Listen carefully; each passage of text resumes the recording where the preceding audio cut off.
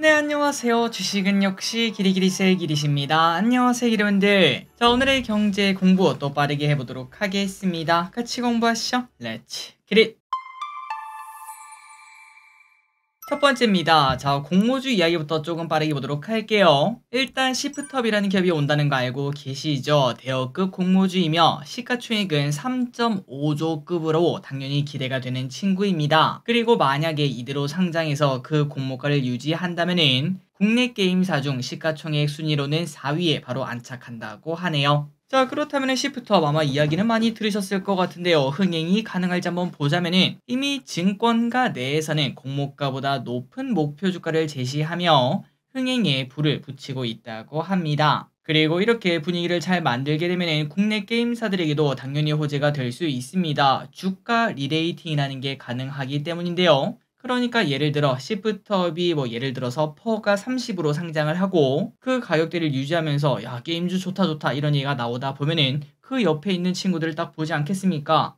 야, 근데 쟤네는 왜 퍼가 10, 15 이거밖에 안 되냐? 그럼 쟤네가 올라야 되는 거 아니야? 이런 식으로 얘기가 나오면서 그 친구들도 주가가 오를 수 있다는 거겠죠. 어쨌든 시프트업이 잘 상장하는지 그리고 그 주가를 잘 유지하는지가 매우 중요할 것 같고, 그리고 참고로 지금 게임사 시가총액 순위는 1등이 크래프톤 넘사벽이죠. 그리고 2등이 넷마블, 3등이 NC소프트인데, 그런데 넷마블과 NC는 4조대 시가총액이라고 합니다. 그렇기 때문에 시프터 아마도 상장 첫날에는 막 주가가 좀 급등락을 하지 않겠습니까? 따블을 할 수도 있고 혹은 50%만 올라도 거의 5조, 6조 이 정도의 시가총액까지 한 번에 달성할 수가 있기 때문에 아마도 상장 첫날에는 크래프톤에 이어 2등에 안착할 수 있지 않을까라는 얘기를 해볼 수 있겠네요. 어쨌든 우리에게 오랜만에 치킨값 그 이상 소고기 값을 줄 시프트업 한번 기대해 보도록 하겠습니다. 그리고 내일 청약하는 기업도 봐야겠죠. 하이젠 R는 공모가 7,000원 확정이 되었다고 합니다. 로봇과 전기차 등의 모터를 생산하는 하이젠 RNM이 내일부터 19일까지 이틀간 청약을 시작하고요. 주관사는 한국투자증권, 공모밴드는 4,500원에서 5,500원이 상단이었는데 7,000원에 확정이 되었다고 합니다. 그리고 수혜 측에서는 2,250건 잘 나왔네요. 공모가를 올린 이유가 있습니다. 그리고 경쟁률은 1,099대 1이 나왔고요. 또한 입찰 가격을 보면은 공모가로 확정된 7,000원에서 7,200원에 참여한 수량이 12%, 7,200원 이상을 써낸 것은 86%로 얼마에 팔아도 상관없습니다. 제발 하나라도 더 주세요 라는 기관들의 모습을 확인할 수 있었다고 합니다. 그래서 최소 청약 금액은 50주를 기준으로 하기 때문에 17만 5천 원이 필요하다고 하는데, 그렇다면 이 친구 어떻게 될까요? 맞습니다. 청약은 해야겠죠. 다만 이제 공모가가 7,000원이라 사실 배정받는 수량 하면은 거의 한 주 내외가 될 것 같아요. 운 좋으면은 2주까지도 가능하겠지만 만약에 한 주를 받는다면은 이 정도면은 수수료 떼고 나면은 커피값 정도의 수익만 나올 수도 있다는 점, 이 정도는 참고하시면 될 것 같습니다. 다음입니다. 그리고 IPO 하면은 이 이야기를 빼놓을 수 없겠죠. 인도 IPO 이야기가 나오는 현대차 너무 뜨겁습니다. 자, 현대차가 인도에 상장한다는 이야기는 정말 오래전부터 나왔었죠. 그런데 주가가 이제서야 반응하는 모습이 나타나고 있어요. 그렇다면 왜 이렇게 갑자기 현대차가 4%나 오르나? 오늘 증시가 안 좋은데도 이렇게 오른 이유가 뭔가 봤더니 생각보다 인도 IPO가 의미하는 게 좀 크다고 합니다. 일단 증권가에서 봤을 때는 IPO 그 가치만 더해도 현대차 목표 주가를 32만원까지 올려 잡아도 된다, 이렇게 말을 하고 있고요. 참고로 현대차가 인도에 상장하면은 23조 정도의 가치로 인정받을 듯한데, 이를 본주에 반영하면은 현대차 시가총액이 10조 정도가 플러스되는 게 정상이라고 합니다. 그래서 오늘 현대차는 이러한 이야기가 나오면서 5% 정도 상승하는 모습, 그리고 중요한 거는 이 목표가 32만원의 목표가는 단순 IPO를 성공적으로 했을 때 그 가치만 넣은 거고, 앞으로 나타날 자사주 매입, 그 다음에 주주 환원, 인도 시장 본격 진출, 신공장 건설 효과 이런 것들을 넣으면은 현대차 추가 상승 기대감까지 나온다고 합니다. 자, 아무래도 대형주 중에서 올해 가장 뜨거운 거는 하이닉스를 꼽을 수 있을 것 같은데요. 2등은 누가 뭐래도 삼성전자가 되길 바랬으나 그런데 현대차가 아닐까라는 생각이 듭니다. 다음입니다. 52주 신고가 기업을 한번 보도록 하겠습니다. 자, 오늘의 주인공은 SL이라는 기업인데요. 여러분들이 아시다시피 요즘 증시는 실적이 찍히는 애들이 잘 가고 있습니다. 전력 설비가 그 스타트를 끊었고, 그리고 음식료, 화장품까지 이어지는 모습인데, 그런데 그 흐름을 이제는 자동차 부품주가 받을 수 있다고 합니다. 그리고 그 중심에는 바로 SL이라는 기업이 있다고 하는데 최근 52주 신고가 왼쪽에 보다시피 이미 써내고 있는 모습이고, 그리고 현대차의 인도 상장 소식이 최근 주가를 좀 끌어올린 것으로 보인다고 하네요. 자, 그런데 이 기업의 특징은 바로 숫자가 나온다는 겁니다. 다른 뭐 상장 관련주, 뭐 예를 들어 토스 관련주, 야놀자 관련주 등등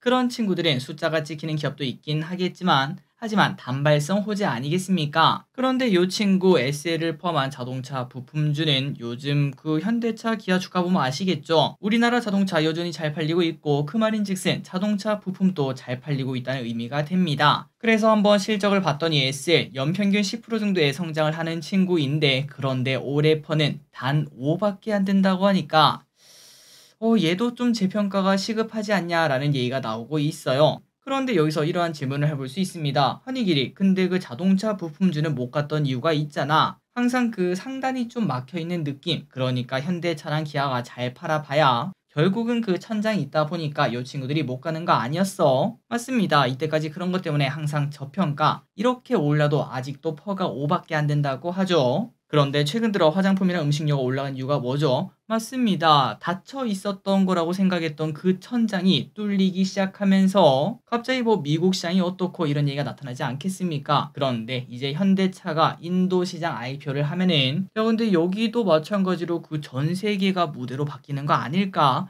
이러한 얘기가 또 나오기 시작하면은 자동차 부품주, 우리가 지금 뭐 전력 설비, 화장품, 음식료 차트 보면은 기가 막히지 않겠습니까? 야, 진짜 한 달 전에만 샀어도 이러한 얘기가 나오는 차들이 정말 많은데, 혹시나 자동차 부품주도 그런 모습을 나타낼 수 있을지 한번 기르분들이 공부를 해보시면 좋을 것 같습니다. 공부하는데 돈은 안 드니까요. 다음입니다. 두 번째 주인공은 바로 LIG 넥스원. 자, 3개월 만에 다시 신고가를 달성한 LIG 넥스원. 원래 이 친구 작년 말부터 올해 초까지 매우 뜨거웠었습니다. 쭉쭉쭉 올라오다가 최근 한 3개월간 이렇게 보시다시피 오른쪽으로 기어가는 모습을 나타냈는데요. 그런데 이제 그 기간 조정을 그치고 하루 만에 또 거토양 터트리며 15%나 급등하며 52주 신고가 써냈다고 합니다. 자, 그렇다면 갑자기 또 이렇게 오른 이유가 뭔가? 삼성증권의 추천이 좀 컸나 봅니다. 삼성증권이 어제 LIG 넥스원을 추천주에 넣었다고 하며, 그 근거는 국내 방산기업의 힘이 충분하다고 보며 고스트 로보틱스 인수를 했기 때문에 이제는 그냥 방산주가 아니라 방산 로봇 기업으로 재평가가 가능하다고 합니다. 그리고 앞으로 성장은 대략 10에서 20% 정도 성장하는 기업인데, 올해 예상퍼는 19, 내년에 15다 보니까 절대 비싸다고 말하기는 조금 어려운 가치라고 말할 수 있겠죠. 다만 지금 평균 목표 주가는 한 20만원 정도 수준이었습니다. 그렇기 때문에 하루 만에 거기에 도달한 거라 추가 상승이 가능할까라는 얘기는 해볼 수 있겠지만, 그런데 이럴 때 또 목표 주가 상승 리포트가 뭐 연달아 나오는 그런 모습이 나타날 수도 있지 않겠습니까? 그런 것들도 한번 살펴볼 필요가 있겠습니다. 어쨌든 거토양 52주 신고가 나왔으니까요. 다음입니다. 생각보다 알리테무가 잘 나가고 있다고 하는데요. 그래서 이 소식을 보니까 확실히 저의 경험으로는 세상 모든 걸 알 수 없구나 라는 생각이 들었습니다. 제 주변에는 저를 포함해서 더 이상 알리테무를 사용한 사람들을 찾기가 좀 어려운 상황이었는데, 그런데 전체 데이터를 보면은 올해 5월 기준 알리테무는 이커머스 시장 2등과 4등을 각각 차지했다고 합니다. 자, 참고로 등수를 보자면 쿠팡 알리 11번과 테무 G마켓 요렇게 1등부터 5등까지였다고 하고, 기존의 5등 안에 있던 티모는 이제 밖으로 밀려나게 되었다고 합니다. 자, 그런데 중요한 거는 우리나라만 알리테무한테 이렇게 점령당하고 있는 게 아닙니다. 전 세계가 이런데요. 작년에 이미 글로벌 이커머스 회사 매출 순위 1위는 아마존, 그리고 2등은 징동, 3등은 알리바바, 4등이 핀더더, 5등이 쿠팡으로 2등, 3등, 4등이 중국 천하를 이미 만들고 있다고 하네요. 자, 개인적으로 쿠팡이 5등이라는 것도 좀 신기하긴 했습니다. 요 쿠팡이 혹시나 뭐 4등 이상으로 올라가는 그런 날이 와줄지 그 부분도 기대해 보도록 하겠습니다.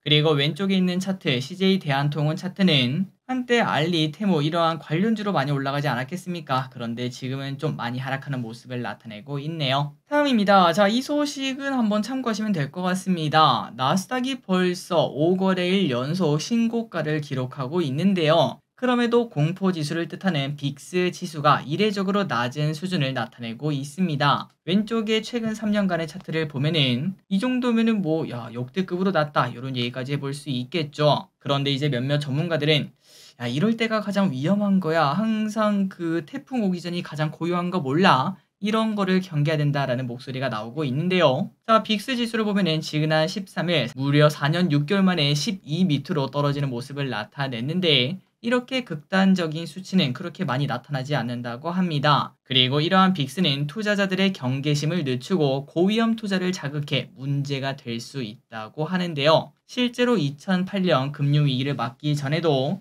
이러한 조용한 움직임을 보인 바 있다고 합니다. 참고로 4년 6개월 이때가 언제죠? 맞습니다. 코로나 전이죠. 그때도 이렇게 12 밑으로 떨어지면서 갑자기 코로나라는 게 터지면서 증시가 난리가 났었는데 2008년에도 그랬다고 하니까 이번에도 혹시나 그럴 수 있는 거 아닌가라는 얘기가 나온다고 하네요. 그리고 또 한학론자들은 이렇게 말하고 있습니다. 최근의 상승은 일부 대형 기술주에 집중되지 않겠습니까? 전부 다 골고루 오르는 약간 건강한 증시가 아니라 쏠림 현상이 확실하게 나타나다 보니까 여기서 만약에 그 친구들이 실적이 약간 꺾이거나 혹은 뭐 이상한 악재가 나타나거나 아니면 요즘 들어 또 이상한 얘기가 좀 나타나지 않겠습니까? 유럽에서 정치적 불확실성 아니면은 조류독감 관련 조금 더 내용을 보실 건데 그런 것들이 터지게 되면은 증시가 갑자기 급락하는 경우가 나타날 수도 있다고 하네요. 자, 하지만 이걸 보고 야 그러면 뭐 인버스 사야 되냐 이렇게 말할 수는 없습니다. 물론 대비는 할 필요가 있긴 하겠지만 당장 오늘 터질지 내일 터질지 혹은 한 달 뒤일지 아니면 1년 뒤일지는 우리가 알 수가 없기 때문이죠. 분명 언젠가는 하락이 오긴 하겠지만 그때 돼서 어떤 식으로 대응할지 그 정도만 생각하고 일단은 계시면 될 것 같습니다. 터지고 난 다음에 움직여도 늦지 않기 때문이죠. 다음입니다. 그렇다면 이거 얘기 봐야겠죠. 조금은 심각해지는 모습이 나타나고 있는데요. 자, 간간히 전해드렸던 소식입니다. 지금 현재 미국 이쪽에서는 인체 감염 조류 인플루엔자 사례가 나타나고 있는데요. 그런데 미국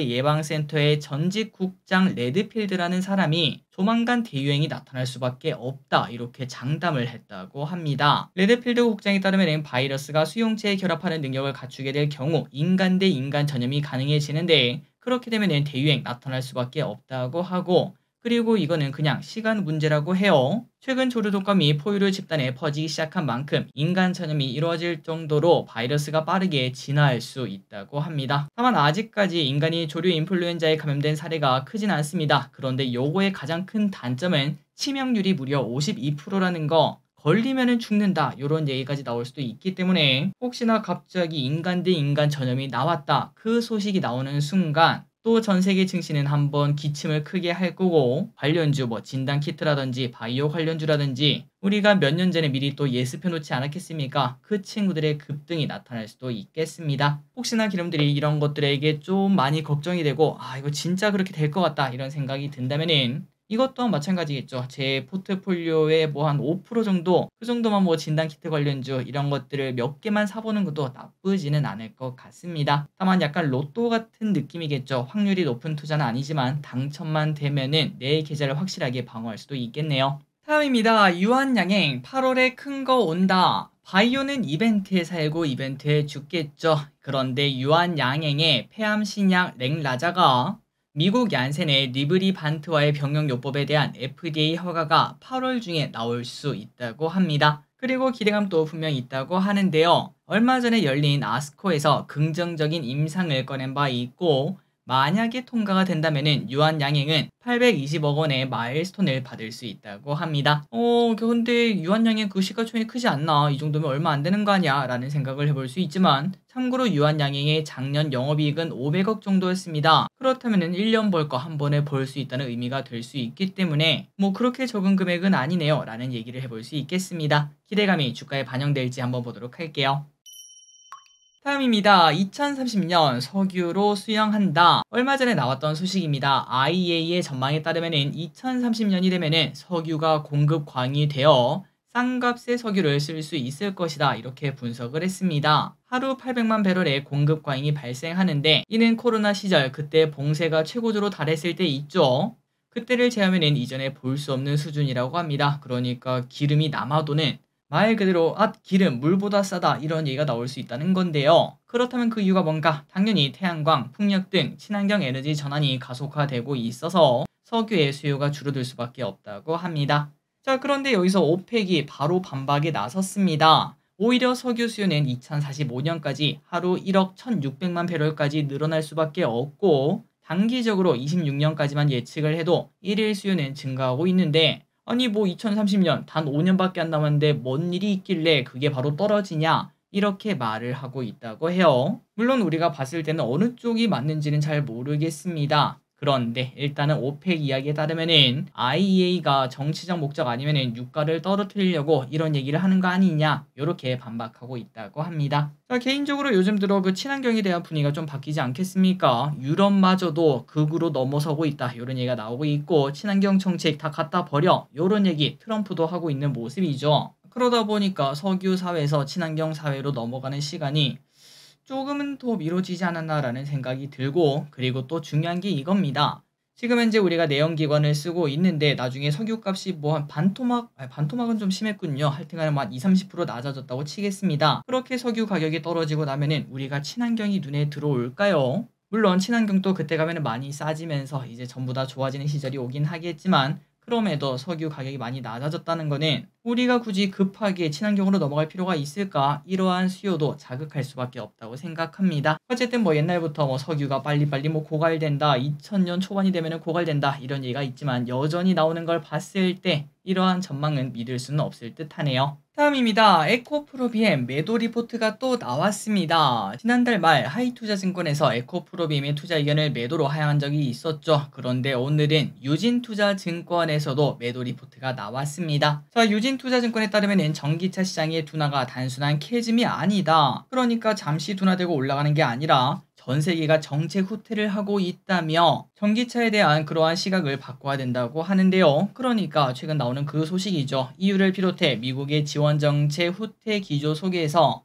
감속 국면에 들어갔다는 걸 인정을 해야 된다고 합니다. 그리고 현재 일부 소재 업체들의 밸류에이션이 과도한 상태인데 이렇게 밸류에이션이 과도한 이유 중 하나는 바로 EU와 미국의 전기차 정책이 지속적으로 강화된다 이러한 전제가 깔려있는 가격이라고 해요. 그런데 이게 오히려 후퇴를 한다고 하면은 지금 밸류를 적용하기에는 당연히 무리가 있다고 합니다. 그래서 전방 시장의 둔화로 양극재 판매 추정치를 15%가량 하향 조정하고 에코프로비엠 목표가 15만원을 제시했다고 하네요. 참고로 지금 가격이 20만원이니까 일단 유진투자증권 뷰에 따르면 더 하락해도 할 말이 없다고 합니다. 다음입니다. 하지만 장비주는 나쁘지 않다라는 얘기가 나오고 있습니다. 어쨌든 뭐 그런 말이 있지 않겠습니까? 강아지가 멍멍해도 기차는 간다. 그런 것처럼 뭐 전 세계에서 친환경에 대한 분위기가 좀 나빠진다고 하더라도 그럼에도 어쨌든 2차전지 전기차 시대가 오는 건 맞습니다. 속도가 문제겠죠. 그러다 보니까 2차전지는 결국 간다라고 말을 해볼 수 있는 이 가운데 소재주 말고 일단은 장비주를 먼저 보는 게 어떻겠냐라는 시각이 나온다고 합니다. 실제로 2차전지 건식 배터리 업체 PNT는 보름 동안 70%나 넘게 상승하고 있고요. 그리고 전고체 생산 장비를 만드는 CIS도 10% 넘게가 상승했고 CI텍, 윤성 FNC 이러한 기업들 2차전지 장비주가 나쁘지 않은 모습이라고 합니다.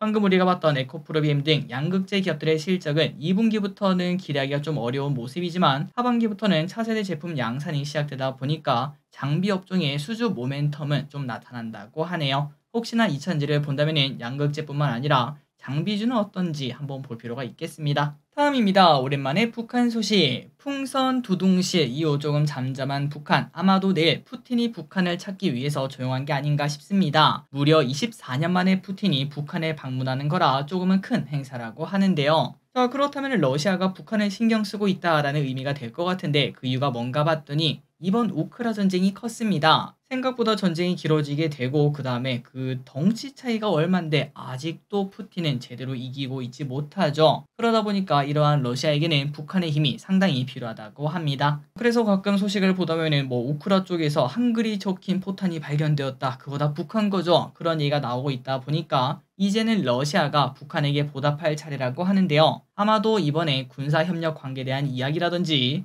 혹은 고급 기술이라든지 식량 지원 등 여러 가지 선물 보따리가 북한에서 풀릴 것으로 보인다고 합니다.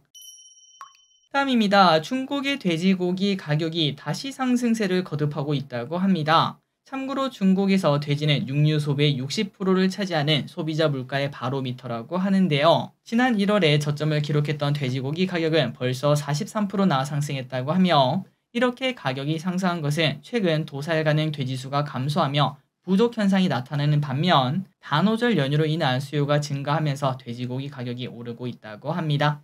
그리고 또 중국에서는 EU의 전기차 관세에 대응하기 위해서 EU산 돼지고기에 대해서 반덤핑 조사를 하고 있죠. 그러다 보니까 수입고기가 안 들어오면 어떻게 될까요? 맞습니다. 현지 가격이 더 올라갈 수밖에 없다고 합니다. 그래서 중국 내 돼지고기 가격이 오를 수밖에 없다고 하네요. 다음입니다. 야, 어떻게 이런 일이 있을까요? 지난주 화장품주가 상승 또 상승하면서 APR이라는 기업도 같이 오르는 모습을 나타냈었습니다. 그런데 그때 포인트 중 하나는 바로 목표가를 많이 올린 리포트도 있었기 때문인데요. 그런데 야, 말이 안 되는 일이 생겼습니다. 목표가 60만원짜리 리포트가 나왔었는데, 그런데 이 리포트에 잘못 적힌 리포트였다고 합니다. 현대차증권은 원래는 52만원짜리인데 실수로 60만원을 적었다고 하네요. 자, 다만 그렇다면 뭐 주가가 많이 하락했나? 그건 아니었습니다. 그렇게 나쁘지는 않았고요. 일단 목표가 상향이 맞다는 점, 그리고 아직 주가는 40만원도 안 되는데 야, 52만원이든 60만원이든 뭔 상관이야, 오르면 되지, 이렇게 주주분들은 반응하는 것으로 보인다고 합니다. 마지막입니다. 미국 중국산 드론 반대법 통과. 자, 드론 관련주도 오르는 모습이 나타날까요? 미국 하원에서 중국산 드론 반대법이 통과했다고 합니다. 하원은 25년 국방수권법에 중국산 드론 반대법을 통과시켰고, 이제 상원의 승인을 받으면 중국산 드론이 미국에서 판매 금지가 된다고 하는데요. 아시다시피 드론 때문에 각종 핵심 정보가 유출될 수 있고 안보에 위협이 될 수 있다, 이런 얘기가 나왔는데 결국 미국이 칼을 빼드는 모습이라고 합니다. 참고로 지금 전세계 드론 시장은 중국의 드론 업체 DJI가 꽉 잡고 있습니다. 저끼리 또 촬영 장비로 DJI를 몇 개 보유하고 있는데 그만큼 유명하다 보니까 안 쓸 수가 없을 정도라고 하죠. 세계 드론 시장에서 점유율이 70%나 넘는다고 합니다. 그리고 미국 시장에서 중국산 드론의 점유율은 무려 92%가 넘는다고 하는데, 만약에 이게 통과가 된다면은 야, 그 자리는 그럼 누가 차지하냐? 라는 얘기가 나올 것 같긴 하네요. 어쨌든 드론 관련주도 한번 볼 필요가 있겠습니다. 자, 오늘의 공부 여기까지 끝났습니다. 항상 이렇게 같이 공부해서 진심으로 감사합니다. 지금까지 기리셨습니다. 빠이요.